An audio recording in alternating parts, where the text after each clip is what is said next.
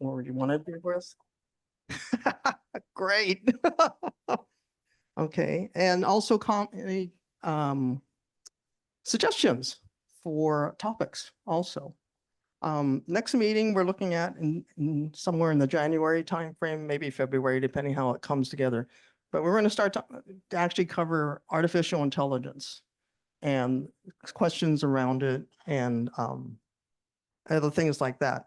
Or you can also consider Apple intelligence, depending if where you lean, kind of thing. So, okay, so that'll start. This is just the group stuff. Let's see what happens. Ah, it worked. Thank goodness. Okay, so today I asked the question, why is there the Coliseum up here?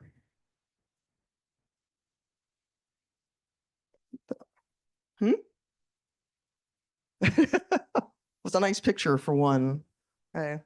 But I was just thinking about it. It says, well, this has been around for a very long time. And I don't, for everybody who's seen it, engineering wise is really a tremendous design.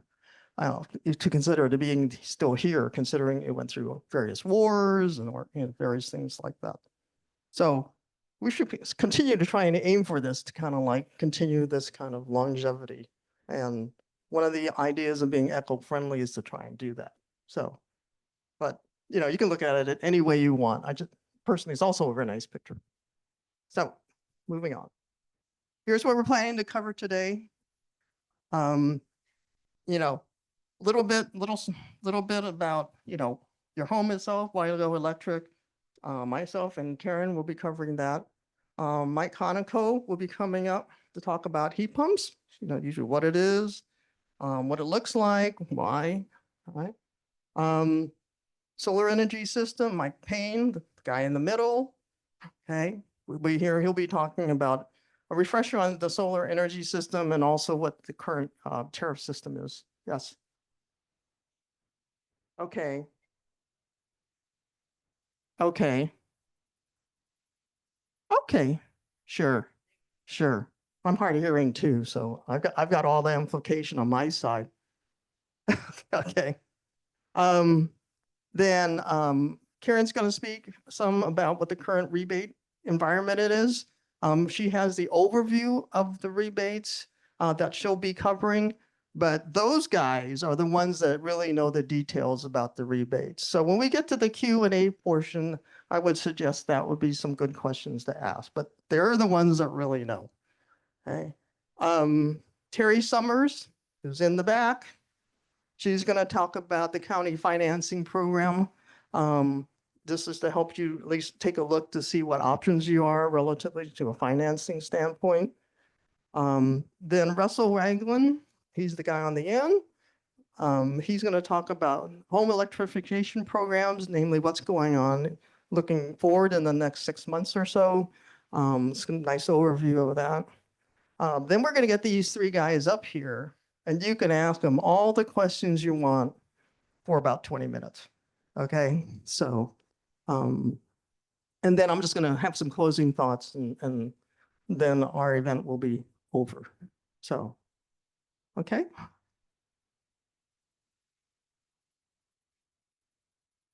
All right, so I know this is probably a refresher, but there it is. Okay, this is probably a refresher for most people, but realize the energy user, what uses the energy idea. One question. Okay, the biggest users of energy in your home are the ones that are circled in red, and you notice heating and cooling is one of the biggest ones, right? Washer, dryer, lighting, water heater, etc. Those together are almost, I think, over 80% of the energy that's being used in your home. So whatever you can do to address those will help improve the efficiency in your house.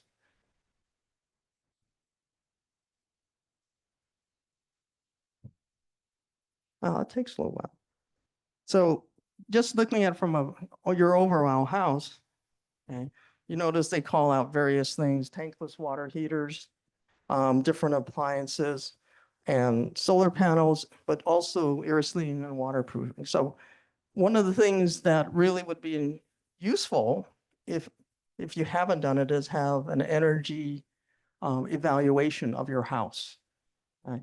Just to see what areas may be could be improved to improve your energy efficiency in the home. So I know probably all of you have seen this before at some time, right? So this is just a little like refresher. Okay, Karen's going to talk about why should we do this. And just hit the down arrow. Yep. Thank you.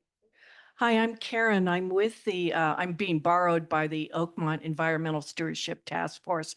And we put a workshop in May on heat pump systems. And so I appreciate being able to come back and spread the word.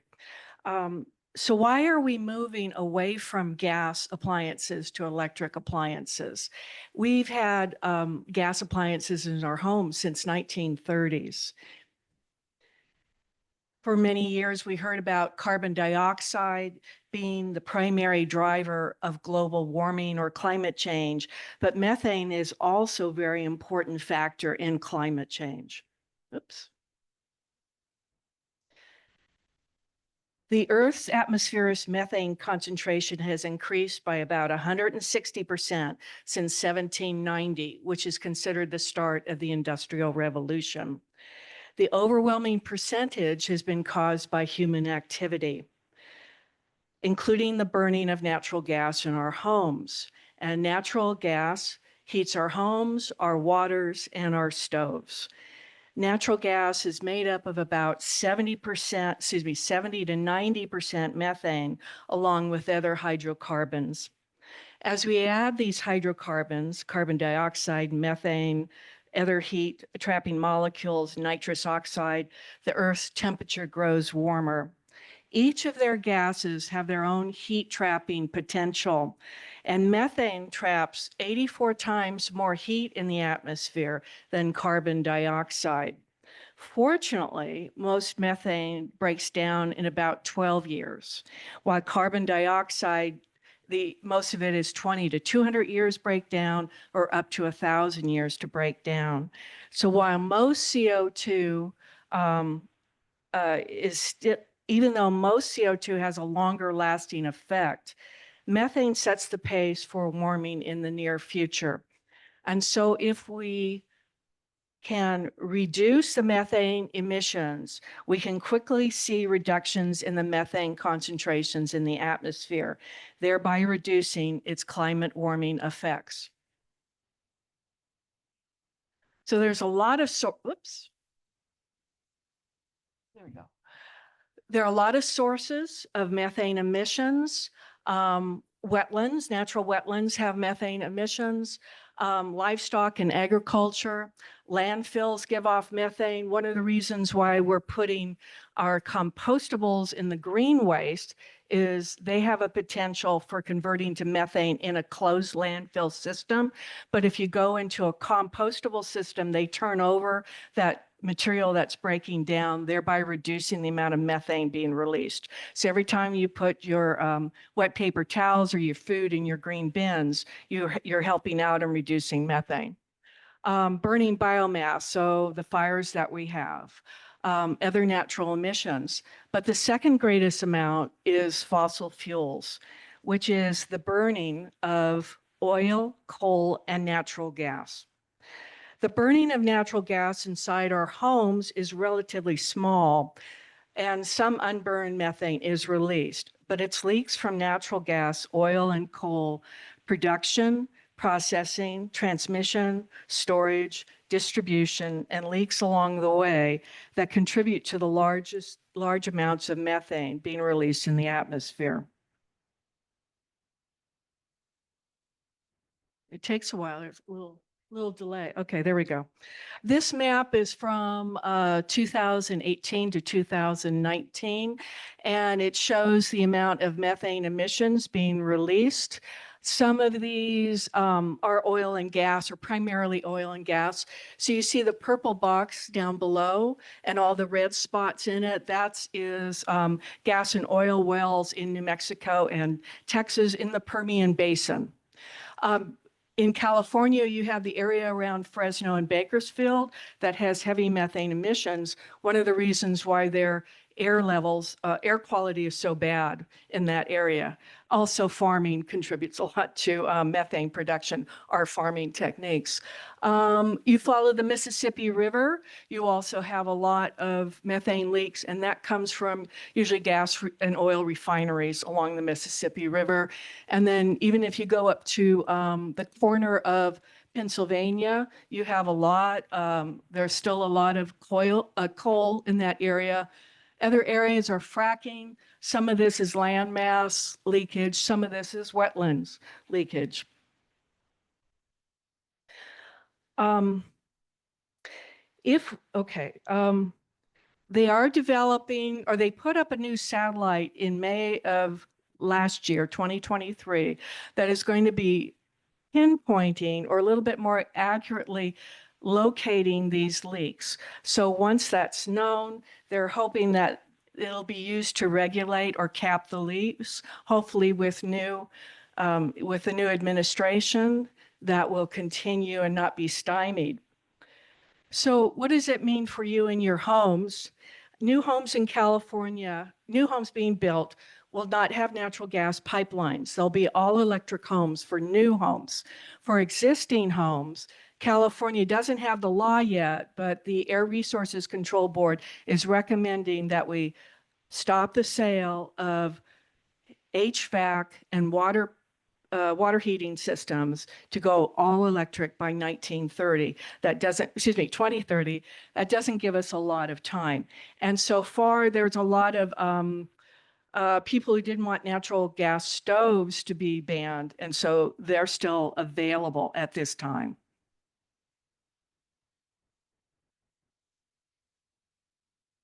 Okay. So now we're going to go to the semi-technical portion of this presentation. So we're going to start off with the heat pumps. And so Mike, if you would come on up.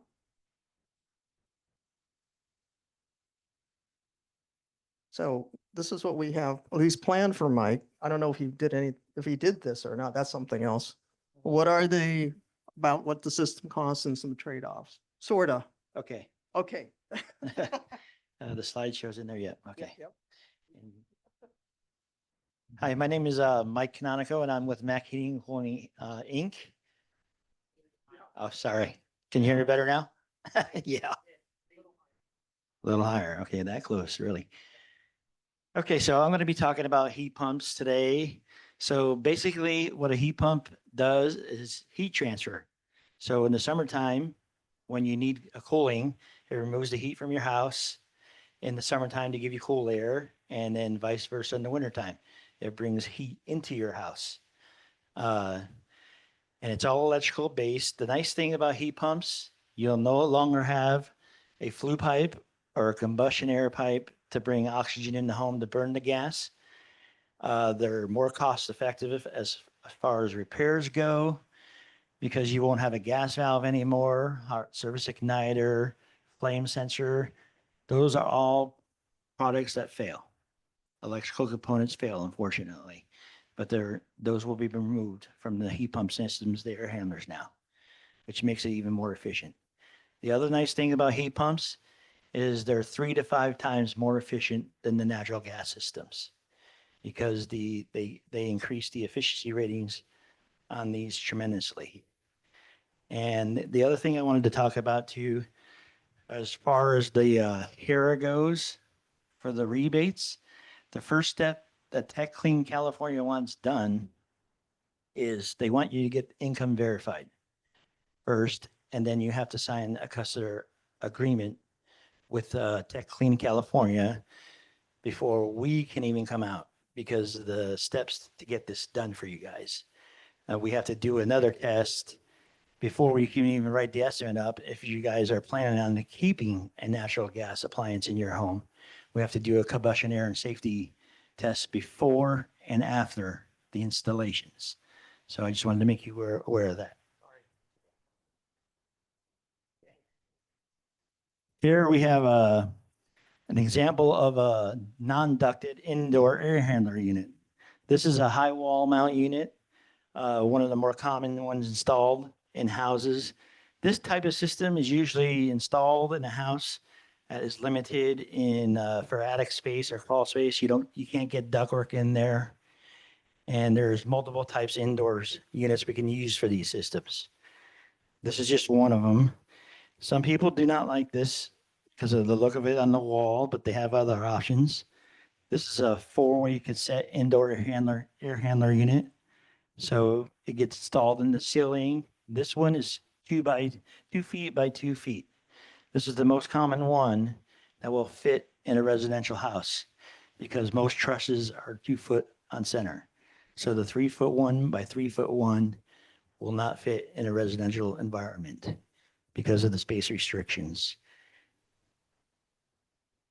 This one is my favorite one because it's a single vane cassette and people sometimes don't like the high wall mount unit. This is ideal for people that do not like the high wall mount unit look. All you will see is this grill in the ceiling. It gets mounted in the ceiling. We only need 8 inches from the bottom of the drywall to your cavity in the attic to install one of these. And these are great units. This one's a floor mounted air handler unit. This will get mounted on the floor. It's less intrusive, very easy to install. Now this is a ducted unit. This would be the indoor air handler we call. So you would have a return on the bottom or a supply on top, and you can see the 2 refrigeration line connections right here on the left. This is what most of you will probably see. This is the replacement for the natural gas system, ducted systems that you have in your homes today. This is what it'll look like.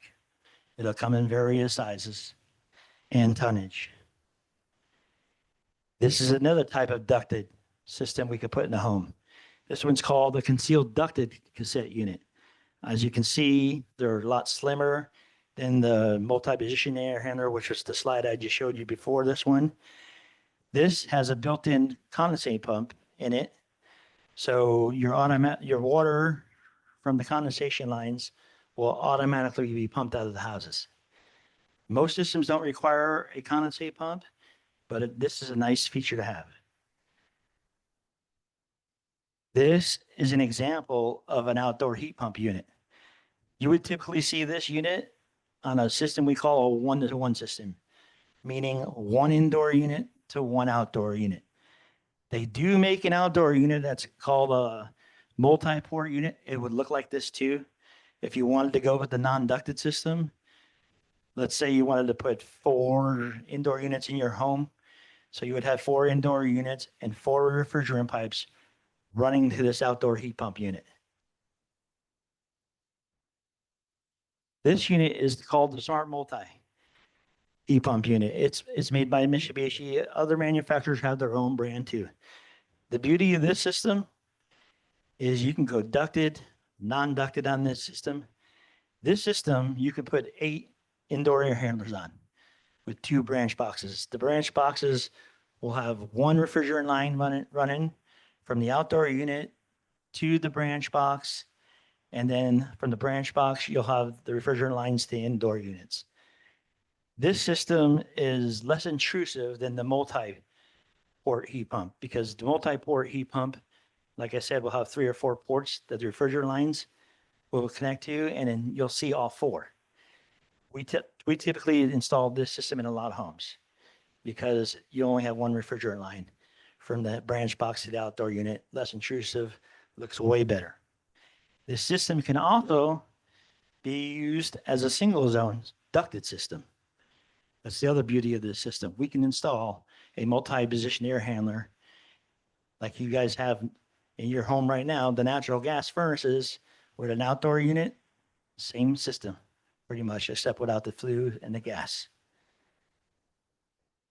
This is a picture of a multi-zone system. We have 5 indoor high wall mounts here.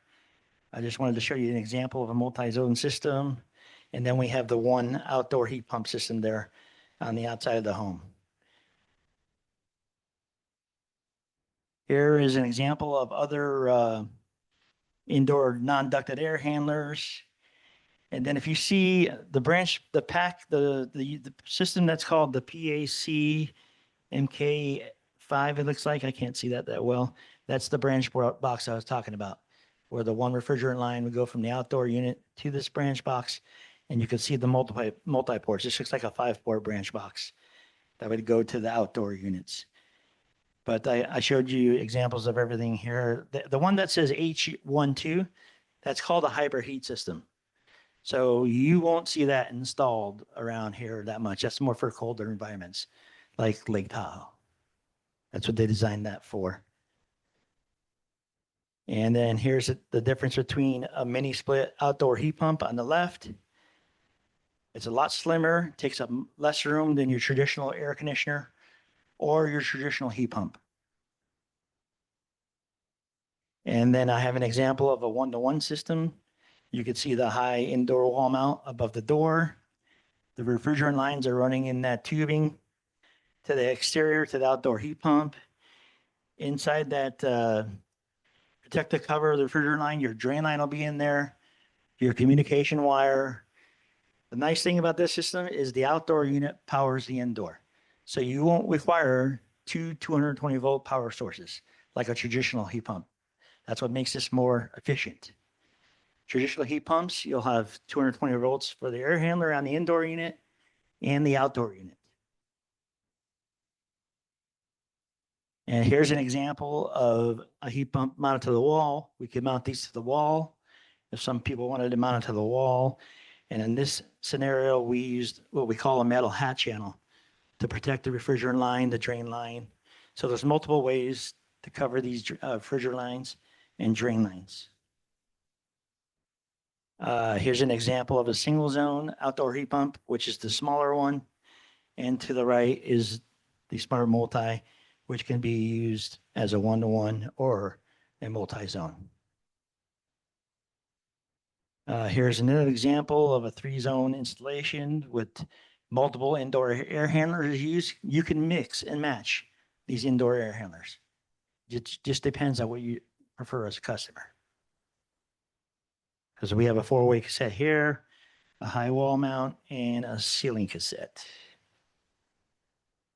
And this is an example of a high wall mount. I just wanted to show you that if we had to go through the ceiling because we can't get the indoor unit mounted on an exterior wall, we can cover the refrigerant lines inside that speedy channel there. It's just a plastic piece that covers everything, the components that got to get up and out of the house, and it's paintable if you guys want to paint them. And here we got an example of how a ductless system works. The red line refers to the return coming back into the unit, and then the blue line is where the air is coming out. And you can see that the refrigerant line hidden inside the speedy channel there going out to the outdoor heat pump. Here's an 8-zone multi-zone system. You got 3, 4, 5 indoor high wall mounts on this system with a concealed ducted cassette. You can put ducted systems on these too, and two 4-way cassettes. But the max is 8 zones on these things.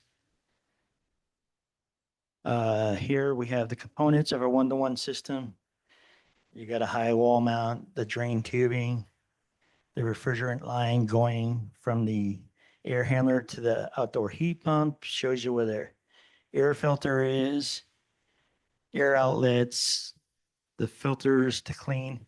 These things come with air fresheners too that snap in to your filters. They're very easy to clean and maintain.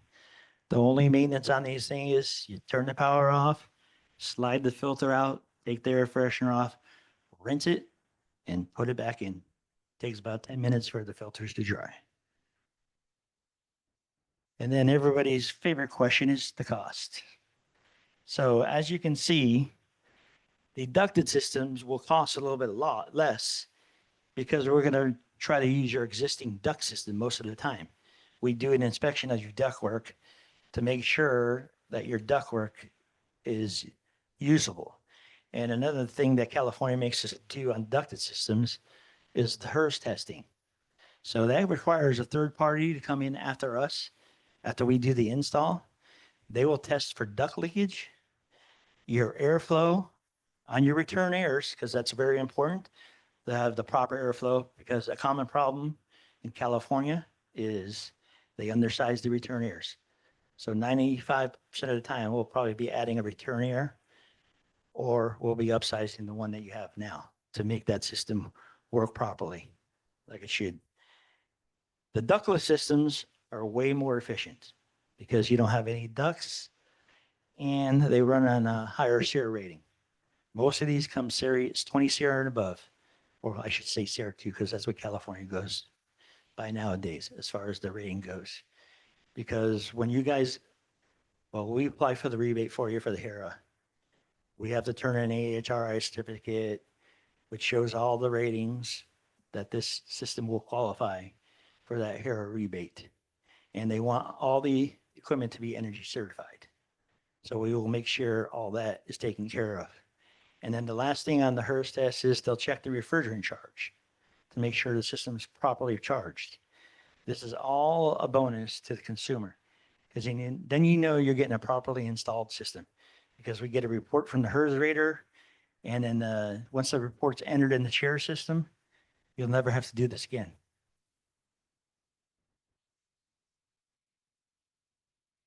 That's it for my presentation.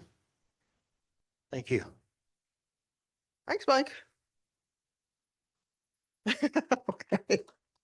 All right, so next is Mike Payne. He's going to talk about solar energy systems, and he has a very nice presentation.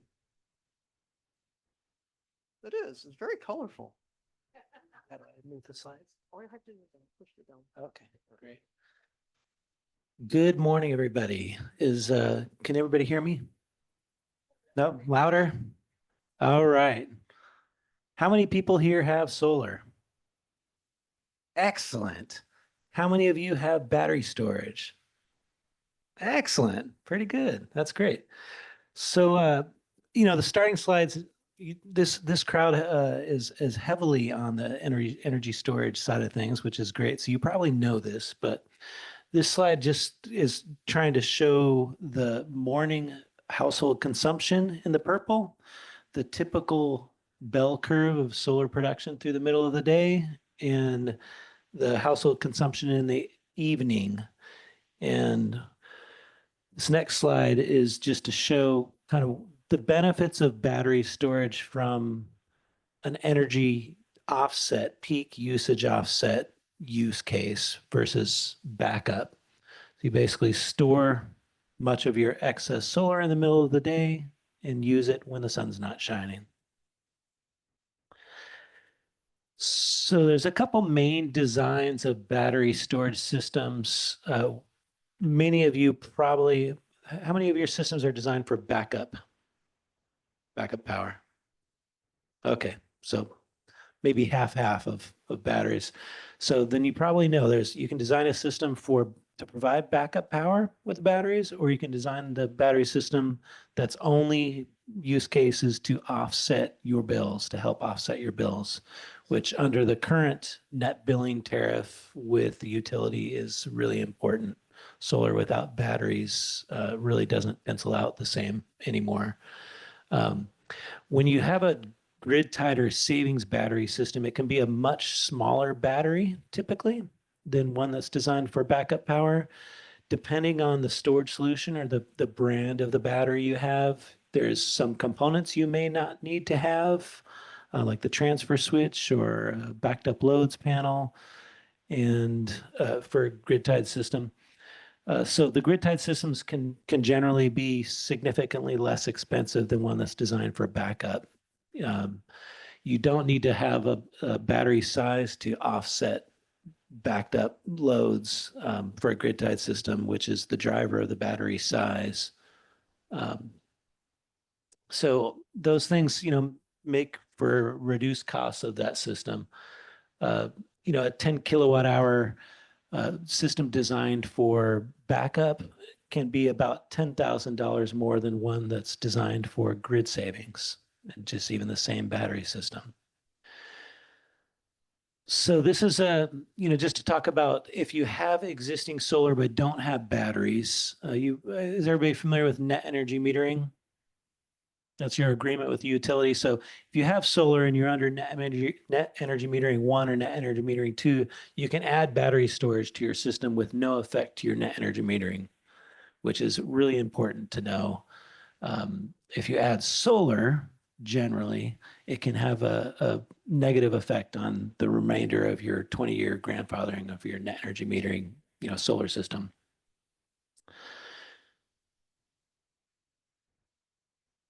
So yeah, adding batteries to a NEM1 or NEM2 system mainly is for backup use case. Not such a cost savings. You can have some nominal cost savings with that under NEM1, NEM2. Very different under NEM3 or net billing tariff. There's significant savings with a battery. But under NEM1, NEM2, it's primarily around backup use case. So there are some ways to add to an approved NEM1 or NEM2 system.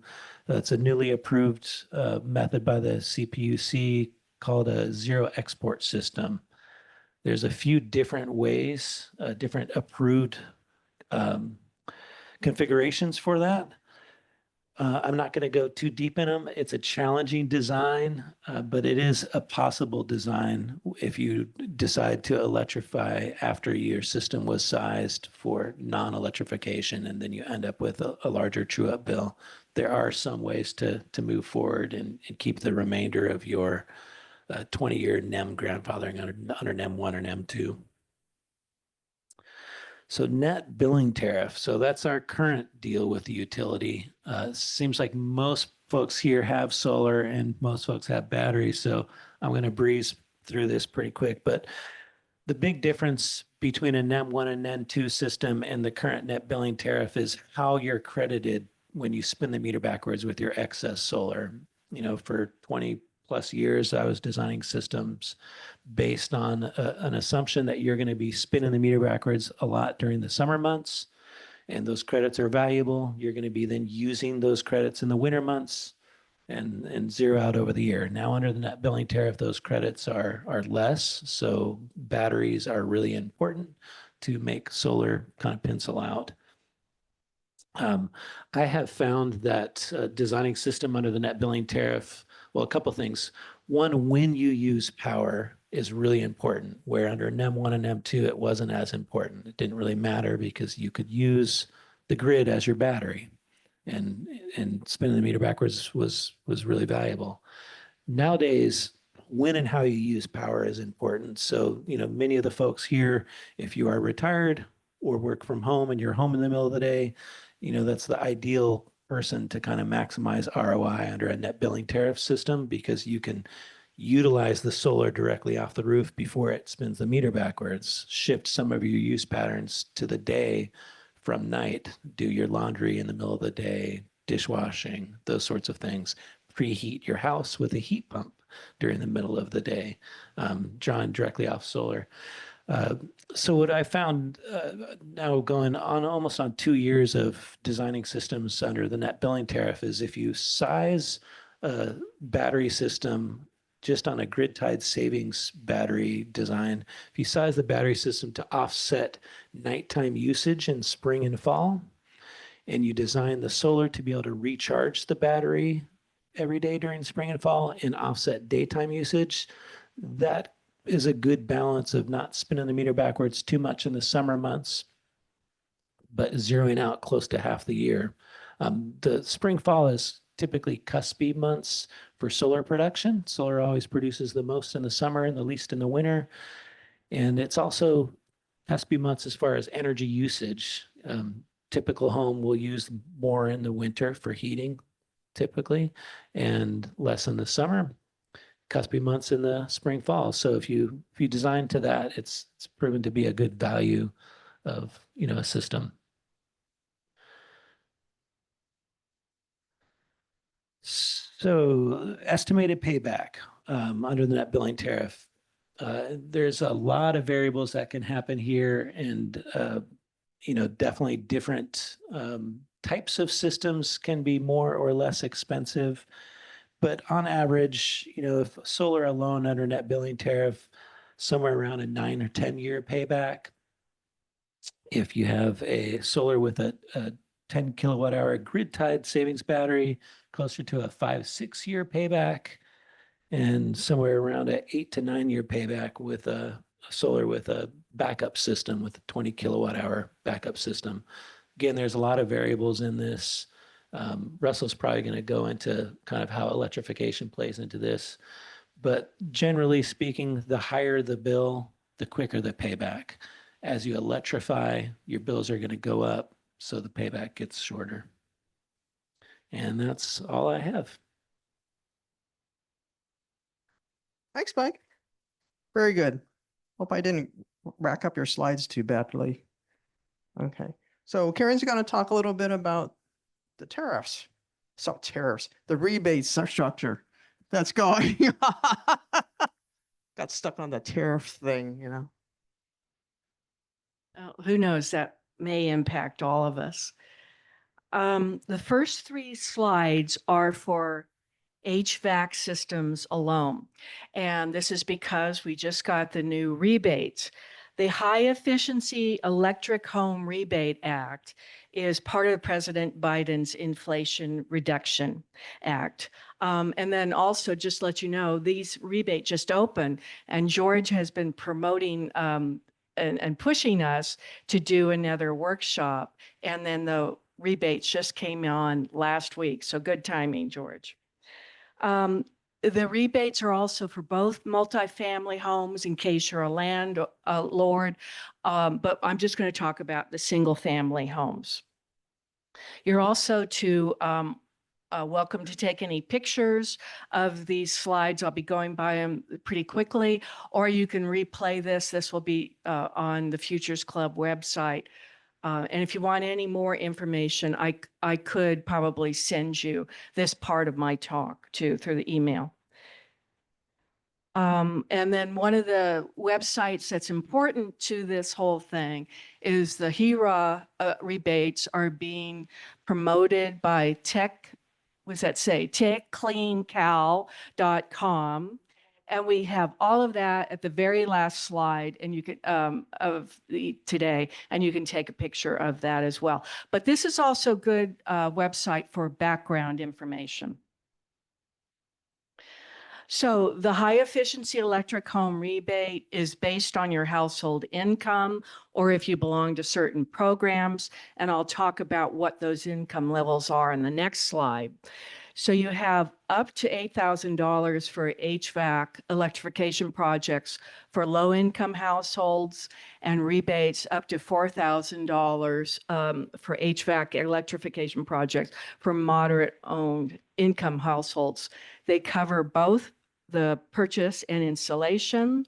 It's planned that these will be available for 10 years, but don't count me on that because you know what's happening. And also, rebates are sometimes budgeted for a year. So you want to try these things in the beginning and not wait till October, November, December, where that money might be all used up.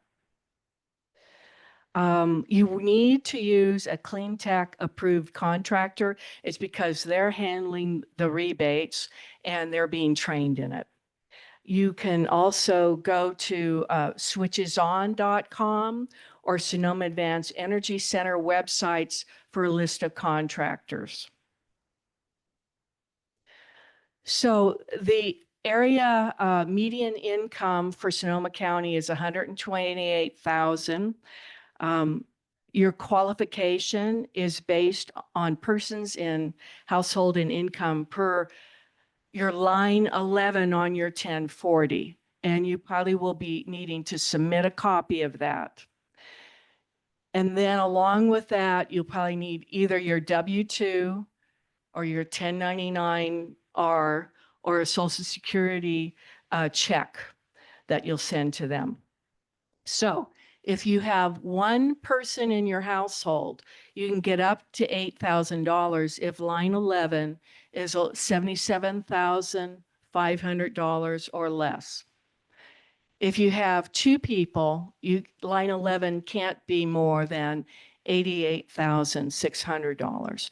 And this chart you can find on Clean Tech's Also, if you own a home in another county, you will find, you can put in which county and you'll have different values for that, okay? If you make something like, if you have two people in your household and you make between, let's say 145,000 and 166,000, you'll get a rebate for $4,000. Okay.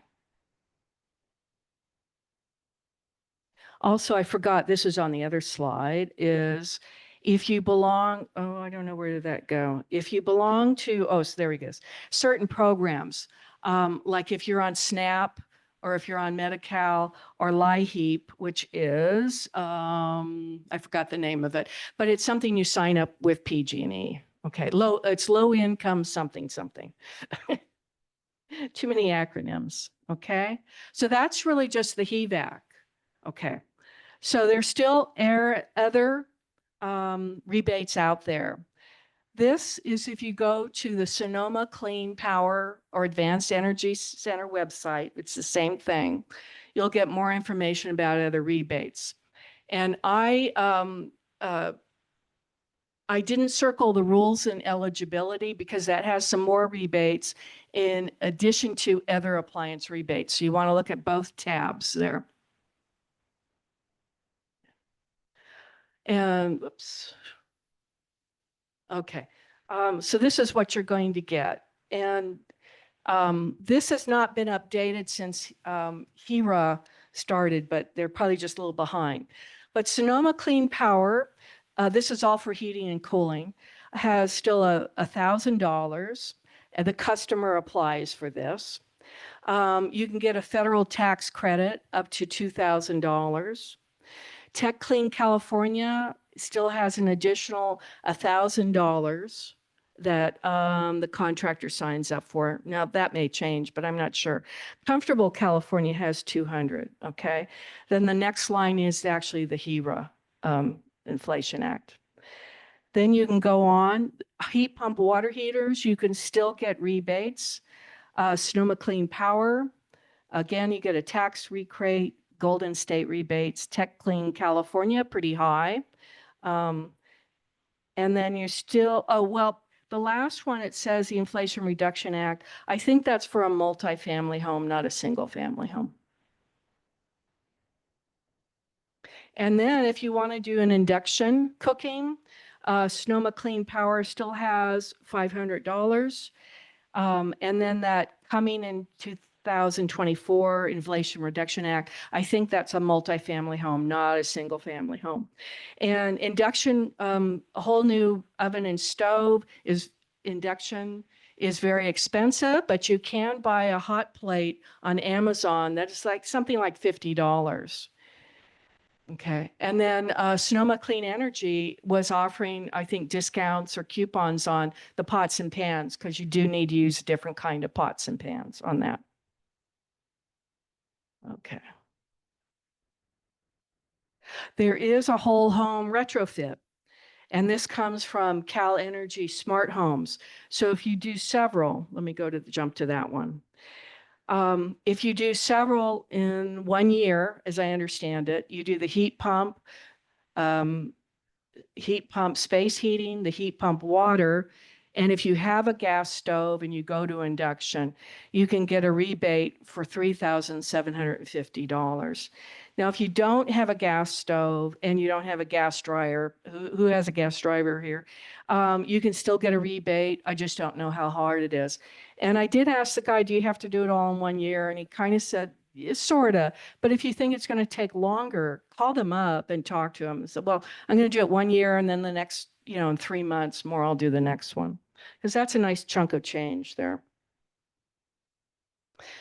There is also, for those of you who don't have a battery yet, but you'd like to have one in case of a power outage, there is this program. And this is called the Self-Generation Incentive Program, SGIP. And I don't really have a website. Oh yeah, there is a website down there. Thank you. You can just put in SGIP, but make sure you get a government website. So that's the California Public Utility Commission.cal.com. Okay. So there's a couple of ways you have to qualify. Either you've experienced, so this is one of the first top ones or one of the bottom ones. So the first ones, if you've experienced 2 or more utility public safety power shutoffs. Now, I don't know how you keep track of that. The last 2 red flag days we had a warning, but they didn't turn off our power in Oakmont. The neighborhoods in the hills did. Okay. So I don't know if you can go on PG&E and they list it or track it.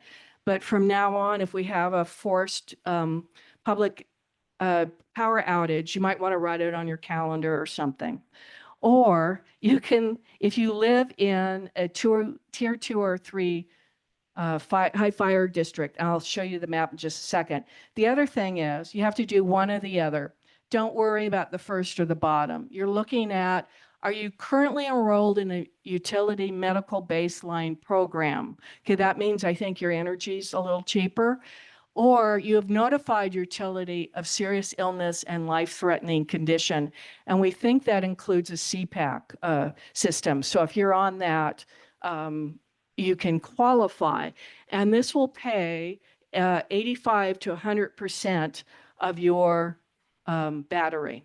And this is battery just for power outage so that you don't ever goes out. Now, for 2 or 3, and I know I need to rush, tier 2 or 3 is our relationship to power lines. And in Oakmont here, the yellow is tier 2. So that does include parts of Oakmont. So it's like Oakmont's from here up to the hills. It's part of Oakmont's to the right of Pyrinth. Is that how you say it? Pyrinth. And then part of along Highway 12, where we had the fire jump a couple of years ago, and then around Stonebridge. So those of you who live, yes? Hi. Hi, Pat.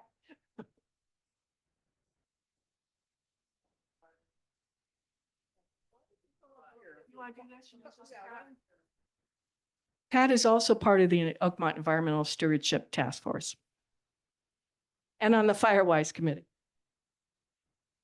Hey, everybody. I just want to let you know that I just did a 2-day training with CAL FIRE a couple of weeks ago. And they're in the process of changing these tiers.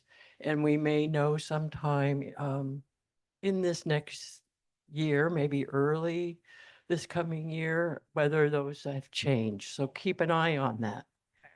Yeah, so grab a battery now or you'll have less things to worry about in the future.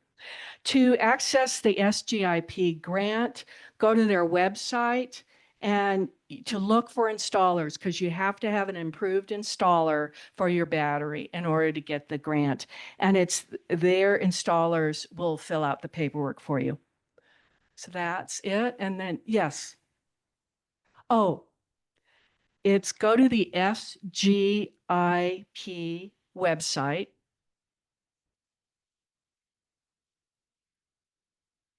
And you need to use an improved installer.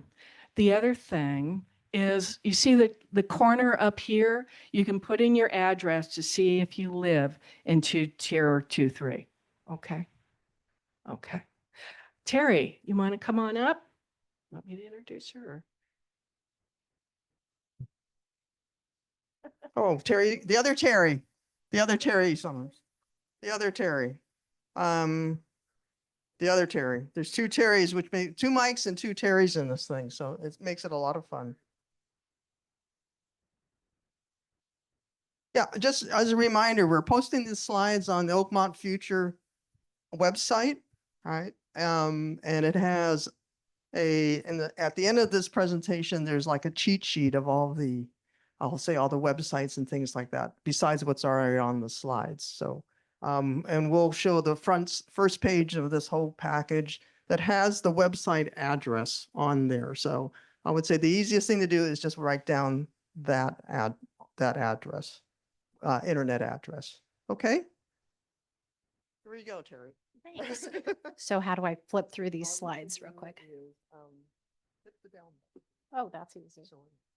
Okay, so I am Terry Summers, and I do manage the Sonoma County Energy Independence Program. I have worked for the county. All of the staff in there work for the county. We have a lot of things that I want to share with you. But this was a little reminiscent of when I was in junior high and we had a whole row of people that were named Terry. And when the teacher would say, come up, come spit out your gum, we would all get up. And so thank you, Terry, for understanding. It's an easy one. So we have a financing program, which I absolutely love. It's not income qualified. You don't have to show any credit. You don't have to prove your income. It's based on 10% of the fair market value of your home. It's paid back through your property tax bill. Now, that being said, it doesn't increase the value of your home through the assessor's eyes.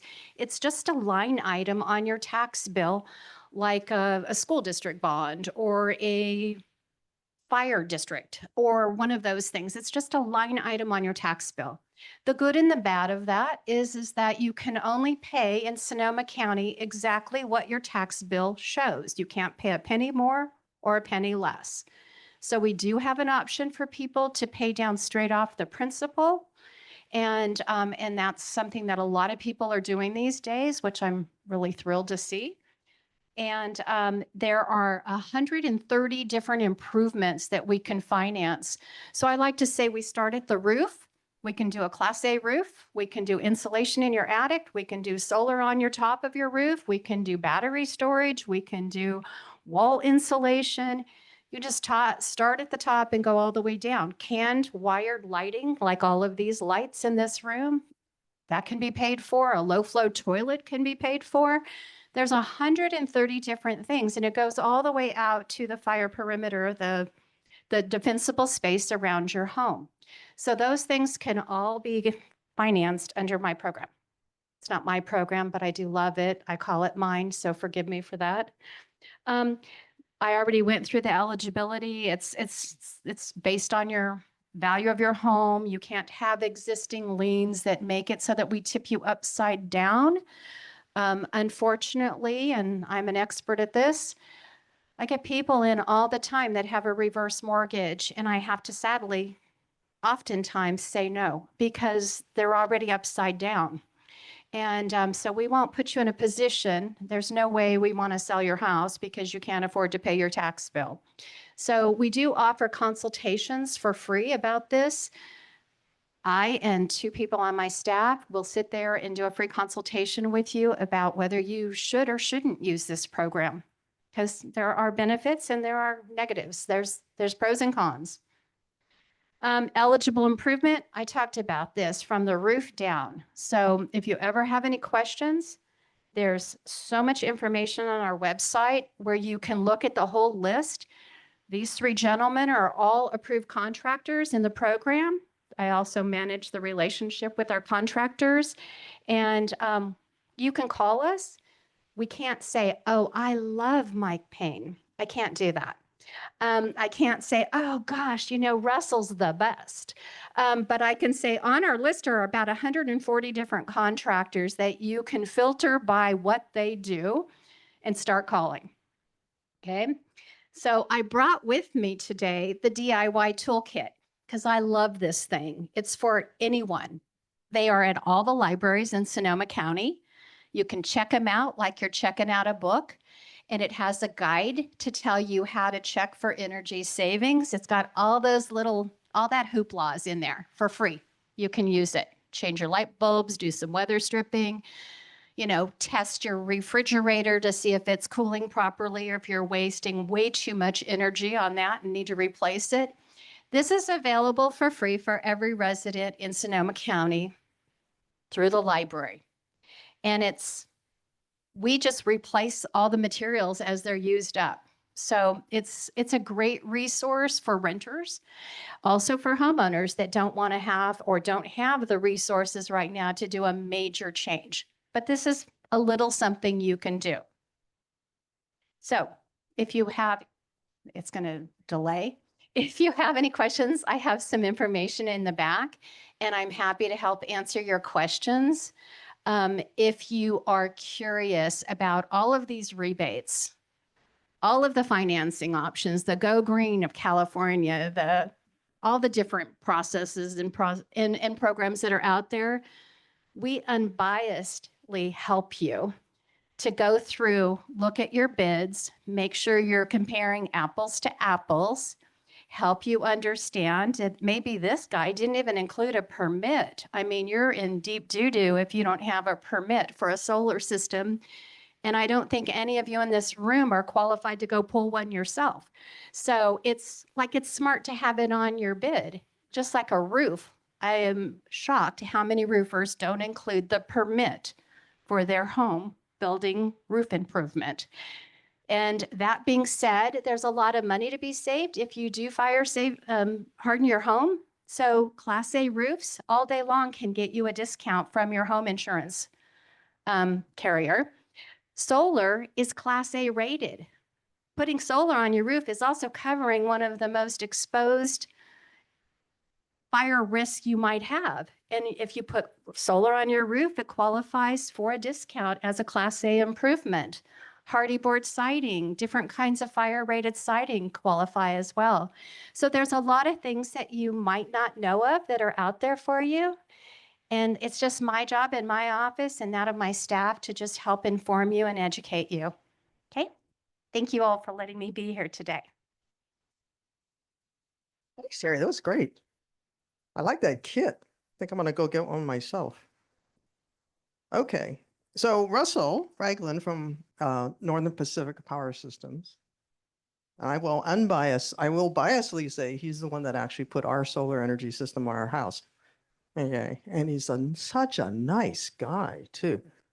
Anyway, he's going to talk a little bit about what's coming up. So thanks, Terry. Okay, close to the mouth. All right, great. Good morning, everybody. So my name is Russell Ragland. Perfect.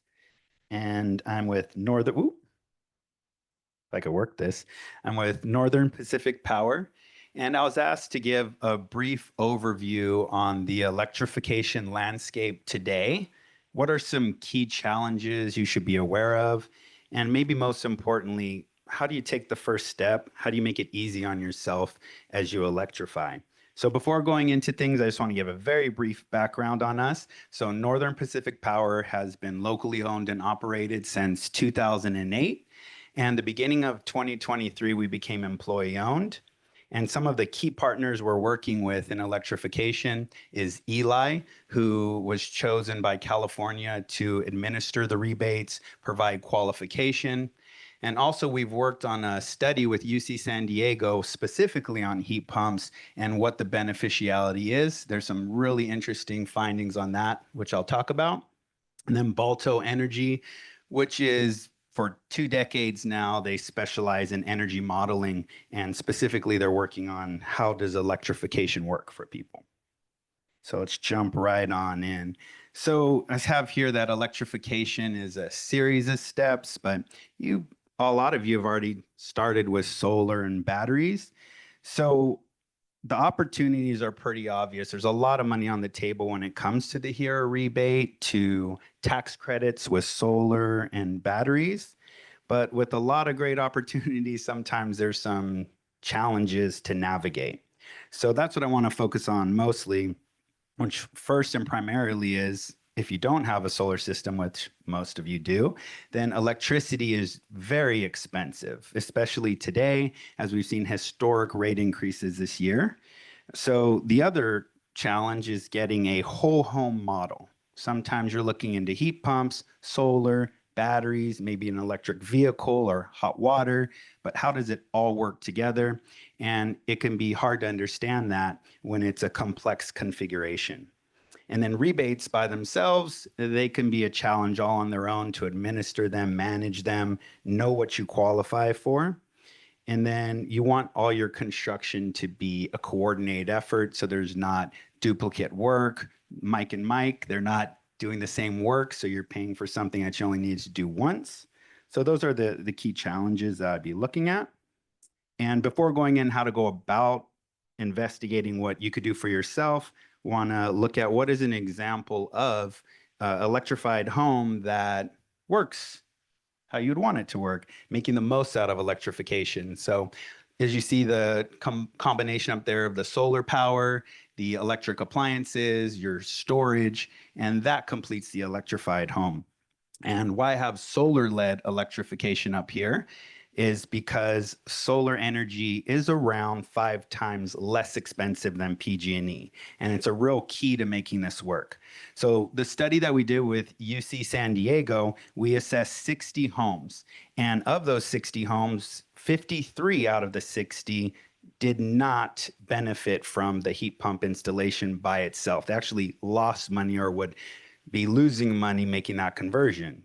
However, all 60 out of the 60 were a positive investment when you include solar. So it's something that you definitely want to tie in, which a lot of you are already ahead of the game, of course, there. And then you also get to avoid, of course, the rate hikes and any volatility there. And then now to get into, well, how do I start? There's a lot going on here. We have rebates, we have the tax credits, solar, battery, heat pumps. What if I want to do more than heat pumps? How do I start looking into things? Well, one, you're going to want to have a whole home energy model, and Balto Energy, who we're working with specifically, is experts in modeling the whole home so you could see the whole picture when you add everything together versus taking multiple of these and trying to make sense of it. And then we spoke a lot, and it's already been spoken about the rebates and incentives that there are, but we are actually integrated with Eli as well, which is who is doing the qualifications and administering the rebates. So you can get a free eligibility very simply to see personally what is available to you. And then we already spoke about coordinating the installations and why that's important. But I'll leave it, I think is very short here, but I'll leave it with the last part, which is the investment analysis, which with us, with Eli and Balto all working together, it enables us to give a very accurate investment analysis, factoring in all the modeling and what incentives you have personally to you. And it is as simple as calling up, no obligation, no cost. This is all free information to get an assessment for yourself. I would recommend at least seeing what you're eligible for in terms of rebates, and then what does that mean for your unique situation? And that's where I'll leave it on. So I think the main point, yeah, it's good. No, one main point I think in terms of looking toward the future is this idea of modeling, right? And it's modeling the whole home. It's not just looking at your electric bill and saying, okay, you're using these many therms. So there's a bit more than that. So I studied heat pumps when I was getting my undergraduate degree in mechanical engineering. So heat pumps been around for a long time, and solar has, solar, at least the concept has been too. But what's, I'll say, very exciting now is the ability to do the models so you can know what your personal situation is for your own home. So that's really exciting, that kind of stuff. But I'm a techie person, so what do you want? So we're going to have our Q&A panel. So we have a microphone up here for the, yep, come sit up here. Somebody was so nice and actually brought you water and everything. I don't know, it wasn't me, it was somebody else. Somebody wants to, if, yeah, one of you guys could grab the microphone and turn it on, that would be good. So let's see. Somebody raised their hand, which is fantastic. I'm not sure it's for them. I'm curious to know if you put it on your tax bill, what's the interest rate? Hey, that's a Terry question. That's a very So Terry, you might have to come up here too.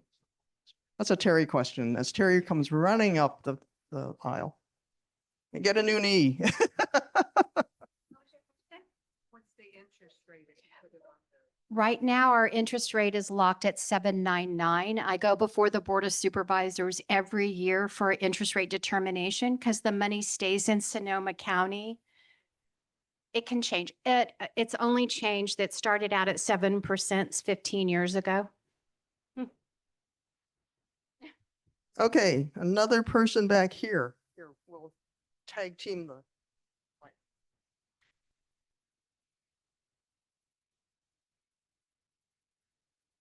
I have a question for the first mic, and it's about the ductless. When you have ductless, I'm a little confused. Do you need in every room one of those units? Typically we do put them in every room, your bedrooms for sure, living room, family room, kitchen. It really depends on what you want. I mean, if you don't want them in every room because you only spend time in certain rooms, we do that also. So does the heat actually go through the house a Oh, little yeah. bit? Yeah. Even if you don't have one in every room? Well, it will transfer, but not as efficiently if you don't have one in every room. Okay. So my next question is for Russell, and that is that there are some people that I know here in Oakmont that can't have solar panels, Mhm. too many trees. So Mhm. how do they work that out? Well, it's a real challenge. And that's one of the reasons why getting the modeling done, I think, is very important. So depends on the situation. It depends on your usage patterns. So one of the things we do when we do an analysis is taking every single hour of your usage data from PG&E, if you authorize it, and we could put them through these modeling scenarios to see if there was 7 out of the 60 that it did benefit that didn't have solar. So there could be that case where converting to a heat pump is just going to be helpful for you. But it's not only just in savings as well. Heat pumps are, no, I mean, Mike, the first Mike, can speak to this more, but a lot of my customers who do have heat pumps, they find it a lot more comfortable. Oh, I'm sorry. What is the question then? Without Somebody solar. in your company did look at this house Okay. and say, sorry, you Mhm. can't have panels because there's Mhm. panels on the roof. Mhm. That's what I mean. What can they do? They can't electrify.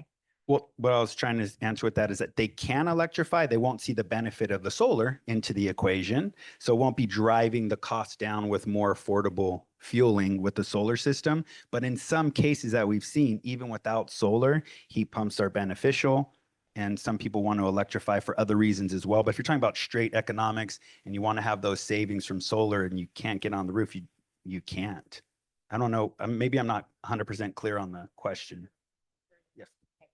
I'm going to add something to it real quickly because one of the things I'm really involved in is legislation. I leave here today and go to another meeting about legislation, about energy.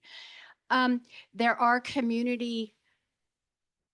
there's community solar that's being looked at heavily. There's a lot of money thrown at it from the government to create community solar where you sign into it, much like a lease for part of the ownership of something you get to use. You could buy in, you sign up for part of you pay a fee to use the solar that's generated in this community field.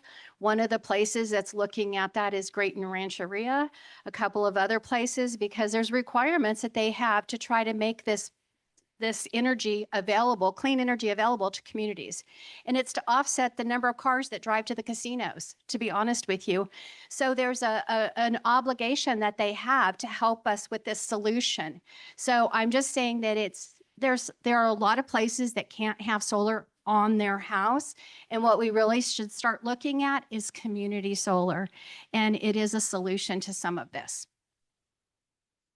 Well, so I just want 2 things. One, I just want to compliment this Terry over here, her and the county, because when we first started talking about solar in Oakmont several years ago, they are an impartial party, and I just can't emphasize that enough. When I decided to get solar, I called up a gentleman there in your department. All he needed to know was square footage, and he could tell me how many panels I needed. And it was a bit fewer. It was, but then I was hearing I needed. But the solar company, they will just they will not go as low as I actually could have gone personally, but that's okay. But my point is that it's wise to start with them to gather this information she's offered. My question is, no one mentioned a water heater, and I know that there are electric, fully electric water heaters, correct? Correct. Yes, and well, we don't have a plumber or water heater guy. I don't think up here. Maybe Mike could speak to it more, but I've had several customers convert us in our company convert to hot water heaters, electric powered, and there are rebates for those as well. So that's part of electrification. Yeah, Sonoma Clean Power has. Yeah, you can check on the Tech Clean California contractor portal tool. They'll have plumbers listed on there that will do the hybrid heat pump installations for the electrification. Oh, my question has to do with possible incoming administration changing. So how like with the Inflation Reduction Act, how long do we have set in law that we can use these rebates? Because that helps with our planning. Till the funds run out. Not from a political standpoint, but from a realistic. None of us has a crystal ball. None of us knows what's going to happen. I will encourage all of you on Thursday. There is an economic summit that's being held at the Sonoma State University. And it is about what's going to happen in our county during this changeover. And the speaker is Mr. Nicholson. He's really great. I love his conferences. They tell you what the state of our county is and what the projections are that we're going to look for. None of us has an answer right now. And we are all hopeful that we'll see climate still supported by our federal government. And so we're going to wait and see.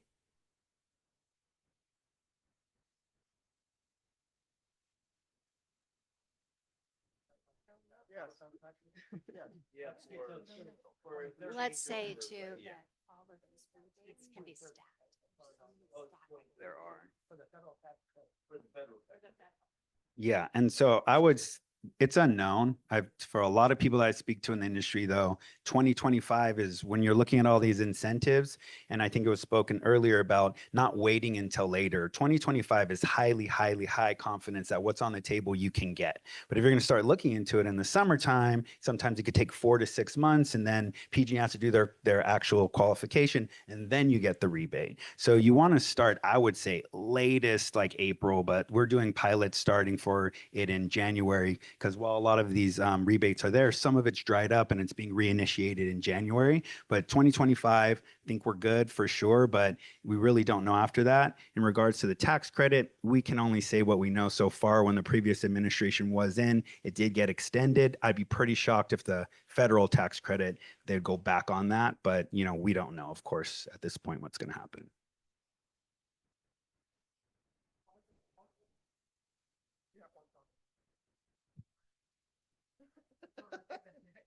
Oh, okay.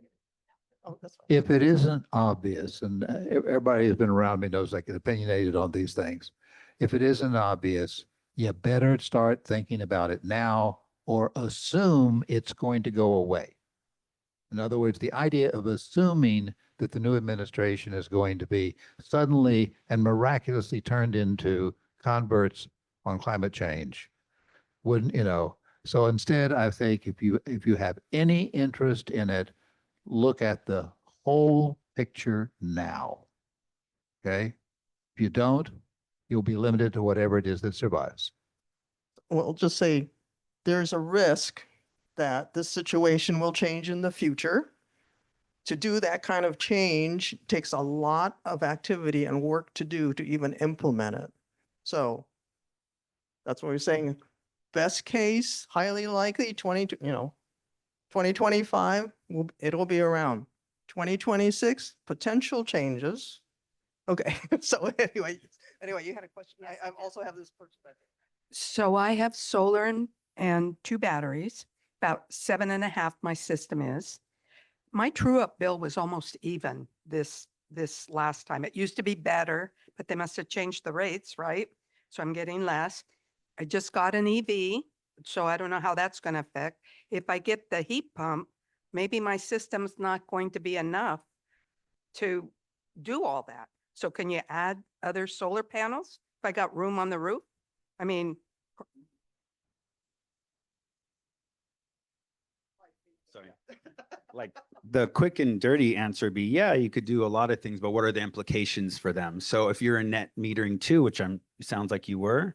I've had it for 4 4 years, years. and yes, you're grandfathered into that. So you need to do a real analysis and assessment saying that, okay, I have an electric vehicle, which it depends on how much you drive. It could be a large amount. For me, it's a lot, but I drive a Me, lot. it's For you, not probably it so might be much. just very minimal. Heat pumps, it's hard for it, or heating your house, it's hard for it not to be a large portion because, you know, you're going to heat to some degree, usually from November to Right. beginning of April. So you would want to assess, okay, I have this much I owe to PG&E. PG&E's been going up X amount in general. Does it make sense to add panels and switch? Sometimes it doesn't. You could also be a little creative, and we do what's called non-export systems, meaning we can add panels, and if you don't, it's usually when you add a battery as well, you already have one, and you could have that system providing power to your home and storing the battery, but not sending to PG&E. And in that case, you get to keep your net energy metering too, and you're Oh, I see. grandfathering for 20 years or 10, depending on how much you have Big- left. If I add more solar, that's going to knock me out of that It grandfather. can. If you usually add, to keep it simple for people, like one or two panels, then it's going to kick you out. So really anything you add would transition Who would over. help me figure all that out? Me Do you or- need the or whole team? Either one of it, and it's I mean, it's simple for you, not for us. We do all the number crunching, the calculations, and we give you the report to say, this doesn't make sense really, I wouldn't, or maybe this does make sense, and here's your options with it. Okay, so just to respect everybody's times that are here, we're going to take only a couple more questions. So I know you did, and I know you want. You raise your hand. Yes, what I noticed as I was in here early was that a very fair number of people have a full system with batteries and everything. One of the things that occurred to me, since I'm in that category, I have the panels on the roof, the induction stove, the heat pump, water heater, the regular heat pump. I have the whole 9 yards of what was mentioned a year ago. What I'm interested in is if there are rebates or incentives or whatever that are retroactive. If you've already done it, you saw the future and acted early, which should be a number of people in here, I think. Are you eligible for any of the incentives, et cetera? Could we get an answer on that? As far as the heat pumps go, unfortunately, the answer is going to be no. Because you got to have the permit during the time that you file for the rebate, the HERS test, all that stuff. Thanks. You're talking about the solar, and they'll have to answer that question. There's no rebate for solar, but the SCHIP rebate for storage. Do you have battery storage? Yeah, so I don't believe the SCHIP rebate is retroactive either.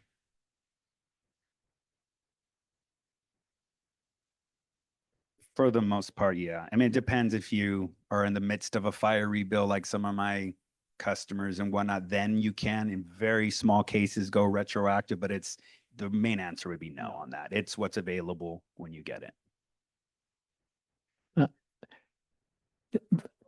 Yes, the list of approved contractors is on one of the, through you. And the list of which rebates need to be filed by the contractor, that is available on one of the slides that whipped.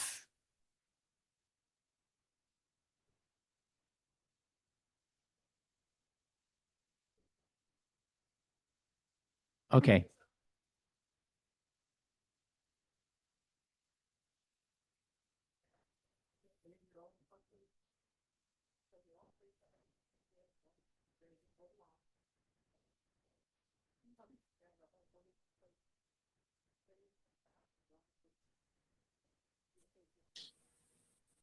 We can't hear you.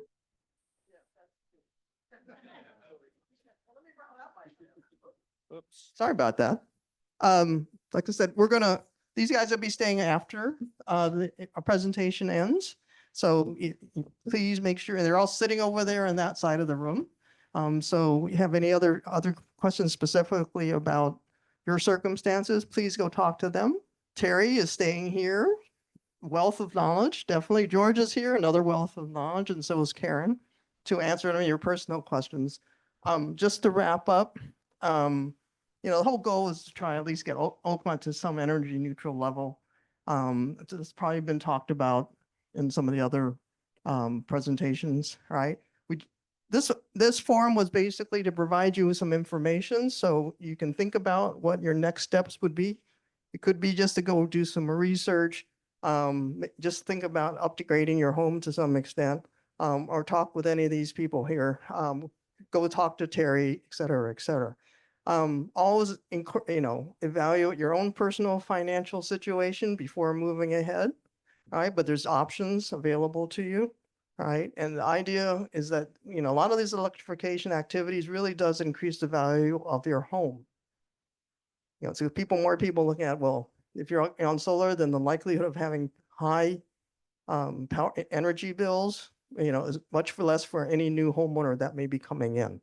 So, lastly, here's at least a summary of useful websites and also customer centers, which I think is like the best thing.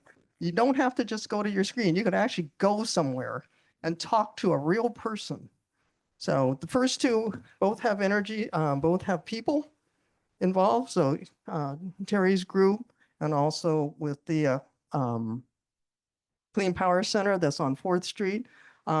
These websites were mentioned in the previous slides. I think it covers all of them. There's also a couple that are at the federal level, U.S. Department of Energy and the smarterhomes.org, which is also very good too. So this is it for the this meeting. And I hope this was helpful to everybody. And if you have any comments or suggestions for future topics, please send me an email. We'll go to the first one. There's no easy way for me to do this. Da, da, da, da, da, da, da, da, da, da, da. There.